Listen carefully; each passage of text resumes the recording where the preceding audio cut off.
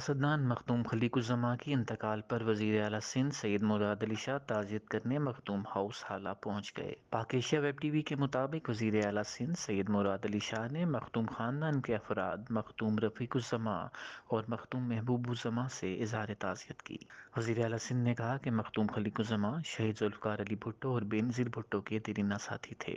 नुमाइंदा Pak Asia web TV Jawad Akhtar Memon ने बताया कि हाला पहुँचने पर ताज़ियत के बाद वज़ीर आला सिंध मुराद अली शाह ने ताज़ियत पर आने का कहकर मीडिया से गुफ्तगू करने से गुरेज। इस मौके पर उनका कहना था कि वो हाला सिर्फ ताज़ियत करने आए हैं, इसलिए सियासत या अदब एतमाद के मामले पर मीडिया से बात नहीं करेंगे। हमारी पार्टी का सिंध का एक बहुत बड़ा असासा थे और उनकी वफ़ात पे बेहद अफसोस भी हुआ है और अल्लाह ताला उनको जन्नत में जगह दे और उनके लवाहिकीन को